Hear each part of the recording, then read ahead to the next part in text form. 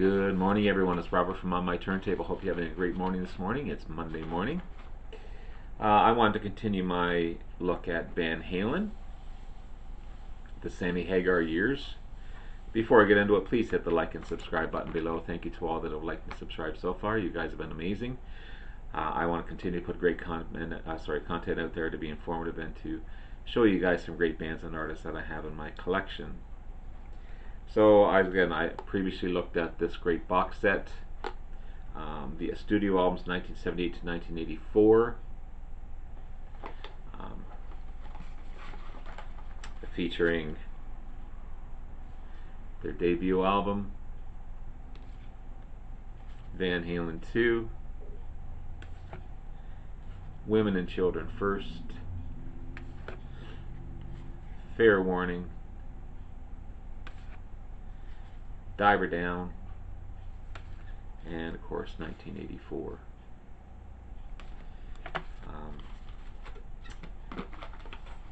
I don't have their next studio album, which I'm going to talk about. Ironically, it's the only album I don't have by the band, but I felt it deserved a ranking. But I do have, so that would have been their 7th studio album, 5150. I do have their 8th, which is OU812. And I actually have 2 copies of it. I'll be giving one away sometime down the road. Their 9th, For Unlawful Carnal Knowledge. And their 10th, Balance. I'll be looking at those albums in the next day or so, for sure. But I want to talk about, the one I want to talk about is the one I don't have. But I will put a picture of it, obviously, as my thumbnail. Also, I'll be putting a Spotify playlist below. I won't be playing any music on this because of copyright. I just find that it's going to be blocked like that. But I felt, again, it was something to deserve to be reviewed and looked at. So it's the 7th studio album, as I said, by the band, released in 1986. So David Lee Roth is out, Sammy Hagar is in. Sammy, of course, from the great band Montrose. If you haven't heard Montrose, check them out. Straight ahead rock and roll, in your face band. Awesome. And he also had a successful solo career. The album itself was named after Eddie Van Halen's studio name, also called 5150.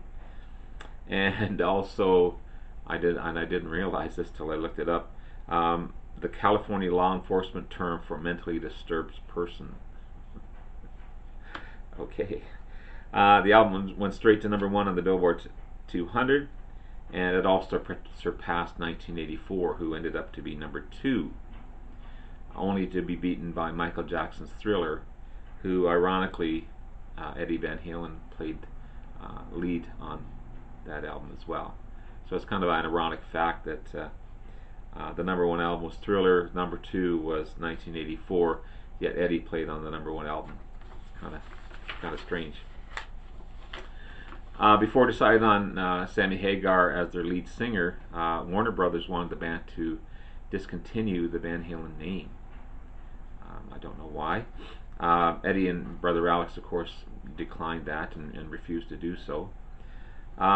So they went on to look for lead singers. At first they considered guest lead singers, like Patti Smythe, Eric Martin, lead singer of Mr. Big, Jimmy Barnes, who's also an Australian singer for the band Cold Diesel. But Sammy Hagar was referred to Eddie by his mechanic who was working on his Ferrari at the time. Again, how strange is that? Everyone hit it off right off the bat, and so began the Van Hagar era.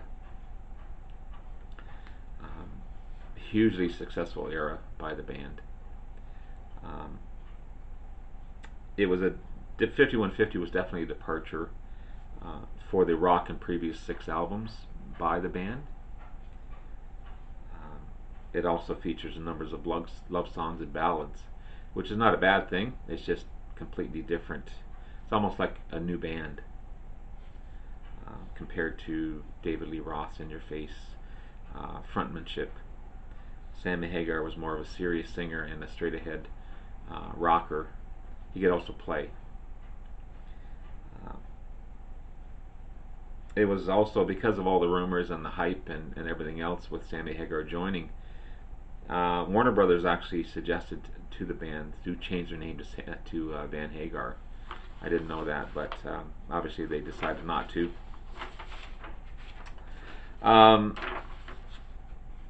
Ted Templeton, who produced most of their 6 previous albums, went on to produce David Lee Roth's new album Eat 'Em and Smile, so they brought Mick Jones of Foreigner fame in to produce the album.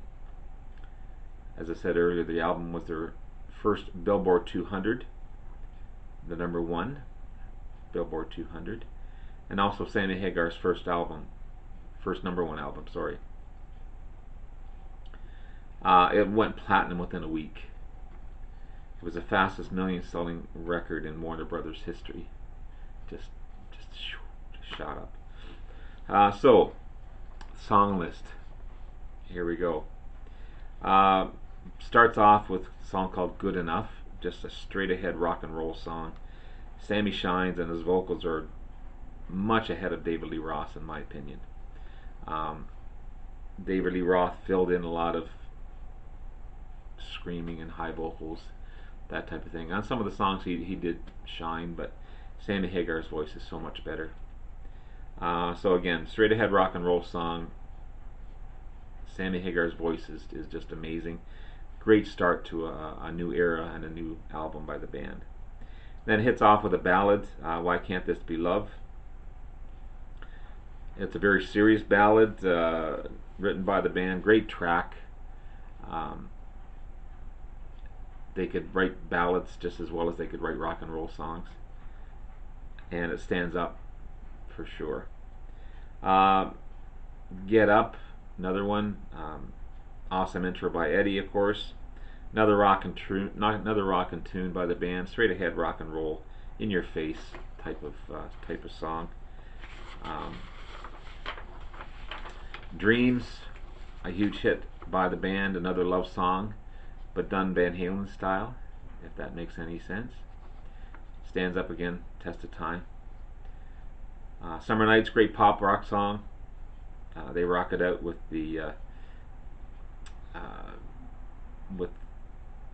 this guitar-laden tune. It's just a cool song. Best of Both Worlds, cool track, great riffs, rhythm, heavy bass tracks by Michael Anthony, bluesy sung by Sammy. Great vocals again on this one. Love Walks In, great synthesizer open by Eddie. Another love song, but done right by the band. Title track 5150, another great rock song, upbeat, great playing by Eddie. The band gets into the track. Just a cool song.